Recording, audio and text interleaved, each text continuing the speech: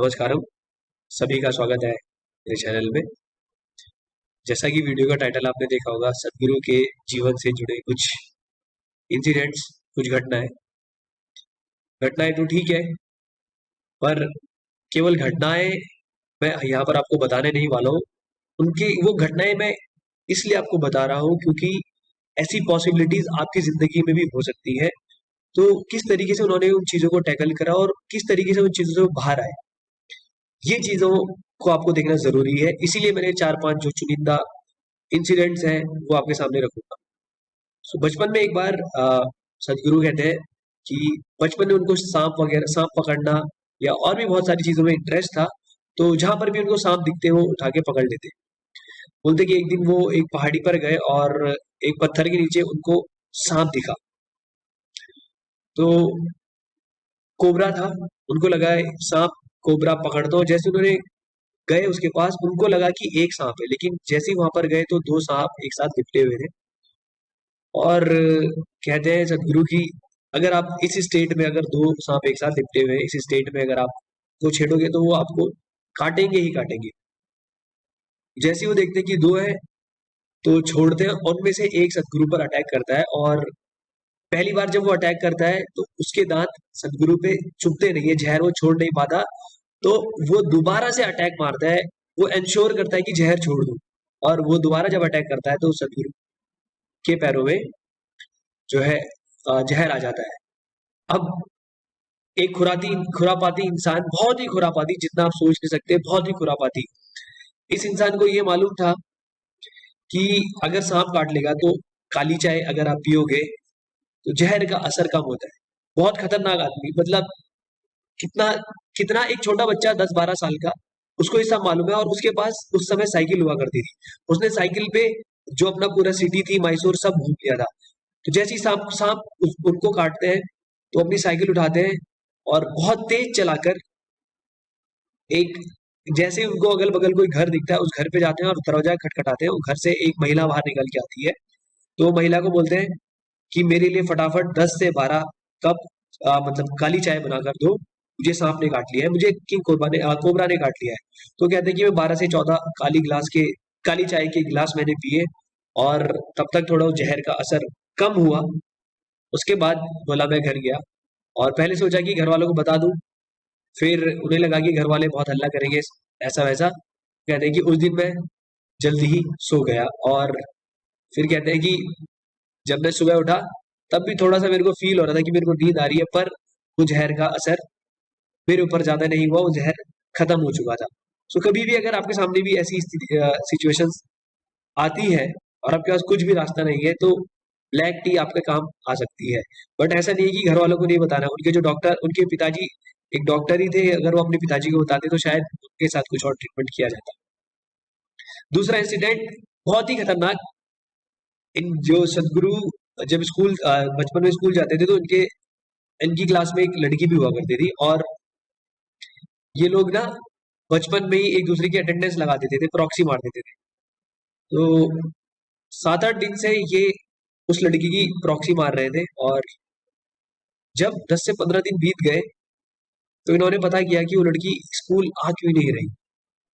पता चला कि उस लड़की की डेथ हो चुकी है।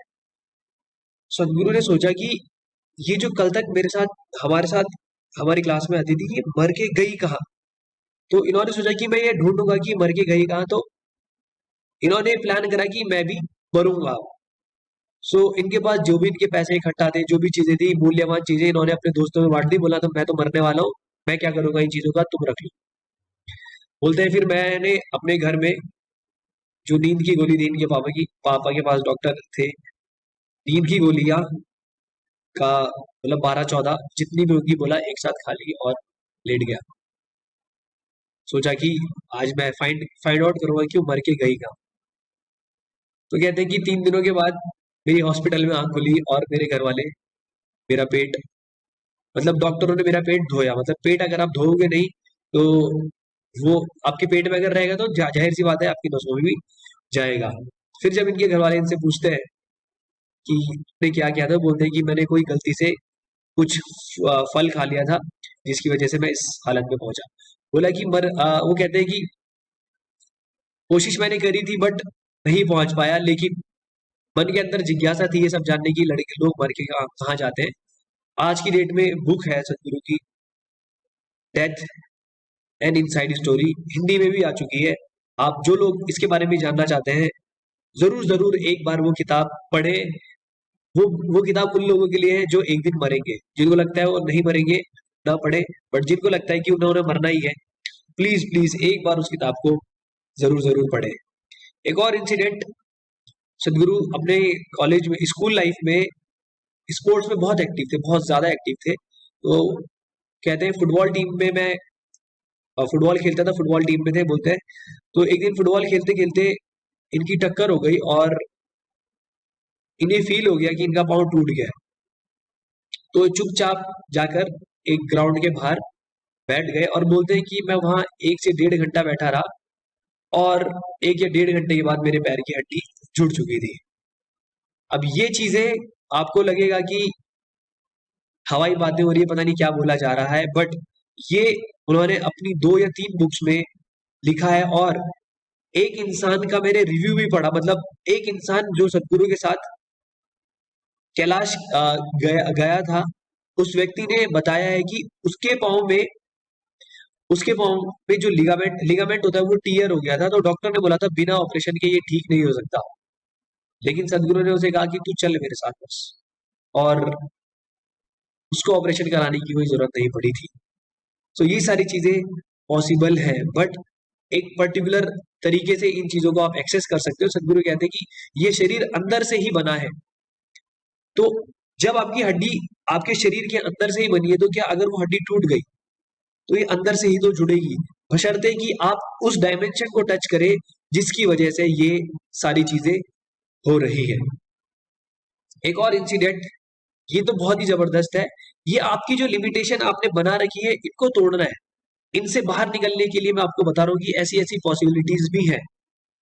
सदगुरु बचपन में जब वो बड़े, मतलब 7, 8, 9, 10 साल के हो गए, तो क्या करते थे, जैसे उनके पास कुछ पैसे इकट्ठा होते थे, सामान खरीदते थे खाने का, और एक घर में एक लेटर लिख के जंगल चले जाते थे। तो कहते कि जंगल में रात को अंधेरा रहता था और अंधेरे में जंगली जानवरों का खतरा और बहुत सारी चीजों का खतरा रहता है। बोलते कि मैं वहां सरवाइव कैसे कर पाया। तो जब मैं अंधेरे में जाता था, तो अंधेरे में जाने की वजह से, हालांकि इससे पहले कि मैं आपको बात बता देता हूँ, वो कहते हैं कि मैं रात को ना कमरे में लाइट बंद हो जाती थी, उसके बाद अंधेरे को देखता रहता था, और इन वजह से जो मेरे सेंसेस थे रात को अंधेरे में देखते ही रहने का, इसकी वजह से क्या हुआ कि मेरे सेंसेस खुल गए और मैं अंधेरे में भी देख पाता था, अंधेरे में मैं देख पाता था। अभी लोगों को लगता है कि वो अंधेरे में नहीं देख सकते। मैंने एक बार महाभारत जब मैं देख रहा था, तो उस समय ये सुना था कि कर्ण और अर्जुन ये दोनों रात में लड़ सकते थे। रात में लड़ सकने का मतलब क्या है, you can see through the Dark, आप अंधेरे में देख सकते हो। जैसे जंगली जानवर अंधेरे में देख सकते हैं, हम भी देख सकते हैं, बट हमारे जो सेंस ऑर्गन्स हैं उनको इस तरीके से हमने लिमिट किया हुआ है कि हम अंधेरे में देख ना सके। बट ऐसा पॉसिबल है। सदगुरु कहते हैं कि मैं कभी भी अगर जंगल में जाता हूँ तो बाकी सारे लोग टॉर्च लेके जाते हैं, मैं टॉर्च लेकर नहीं जाता। और इसके साथ साथ जंगली जानवरों से बचने के लिए सदगुरु कहते हैं कि मैं, मेरी स्मेलिंग जो पावर थी बहुत जबरदस्त थी। मैं दूर से ही सूंघ लेता था कि कहाँ पर सांप है, कहाँ पर कोई जंगली जानवर आने वाला है। हालांकि कहते हैं कि ऐसा नहीं कि मैं हर बार बचा, मेरे ऊपर अटैक भी हुए, जंगली जानवरों ने अटैक किया। बट कहते हैं कि सांप जो है, सांप को तो मैं ऐसे सूंघ लेता था, कहीं पर भी हो, मैं जाता था पेड़ के नीचे से सांप उठा के ऐसे पकड़ के लिया था। बोलते हैं मैंने सांप पकड़े, पेड़ की टहनियों पर मैं सोया। तो इससे क्या होगा, उनके उनकी लिमिटेशन एक तरीके से टूटी। और बहुत इसके पीछे बहुत सारे और भी रीजन हो सकते हैं कि उन्होंने ऐसा लाइफस्टाइल क्यों जिया, क्योंकि उनको आगे चल के कुछ ऐसी ही चीजें करनी थी। बट अगर आप अपने सेंसेस पे थोड़ा और काम करोगे, तो आप भी अपने सेंसेस की लिमिटेशंस को तोड़ सकते हो। ऐसा पॉसिबल है, बहुत पॉसिबल पॉसिबल होने के चांसेस 100% है, क्योंकि आपके सामने ऐसे लोग आपको नजर आ रहे हैं। मैंने एक दिन कपिल शर्मा शो पर एक लड़की और एक लड़का अपने पापा के साथ आया था, वो नाद योग सिखाते, उसके पापा नाद योग सिखाते थे। तो वो लोग, उस लड़की की आंख में पट्टी बांधी थी और शी वो टच करके बता सकती थी कौन सा कलर है, और उसका भाई जो है वो आंख बंद करके पढ़ सकता था। सो ये सारी चीजें पॉसिबल है, बहुत ही ज्यादा पॉसिबल है, बशर्ते कि आप अपने परसेप्शन पर कितना काम करते हैं। जरूरी नहीं है कि आप भी उनकी तरह बने, बट ये कहा जा रहा है कि आप अपनी लिमिटेशन को तोड़ सकते हैं। किस तरीके से तोड़ सकते हैं? केवल और केवल साधना की मदद से। साधना आप करते रहे, और सदगुरु ने कहा है कि अगर आप अंधेरे में देख सकते हो काफी देर तक, तो आपको बहुत फायदा मिलेगा। एक लास्ट चीज इस वीडियो के लिए, ऐसी और भी इंसिडेंट मैं आपको आगे आने वाली कुछ वीडियोस में बताऊंगा, जिससे आपको कुछ चीजें सीखने को मिले, केवल और केवल। और जाहिर सी बात है, कुछ जानने को मिलेगा तो आपके अंदर भी उत्सुकता रहेगी, यार कुछ और जानूं क्या क्या हुआ उनके जीवन में। जब वो छोटे थे तो उनको उनकी आंखों के आगे एक पहाड़ दिखाई देता था सिल्वर कलर का।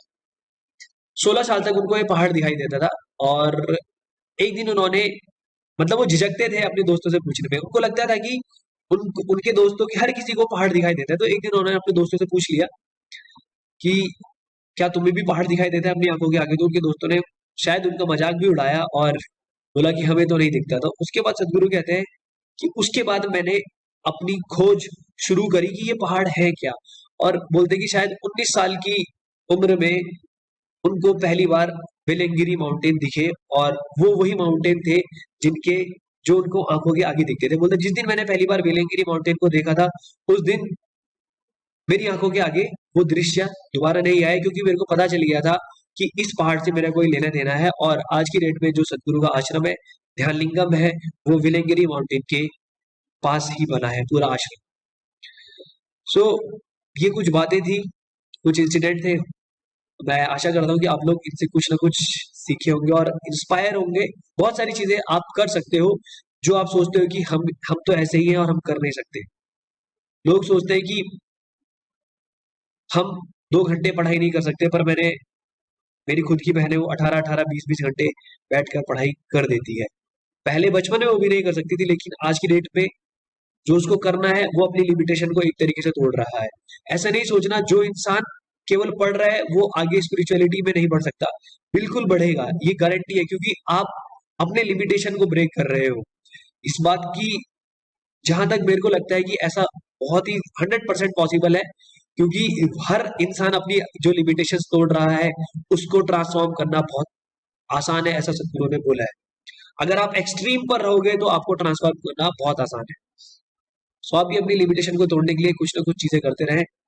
सुबह जल्दी नहीं उठा जा रहा है तो जबरदस्ती उठो।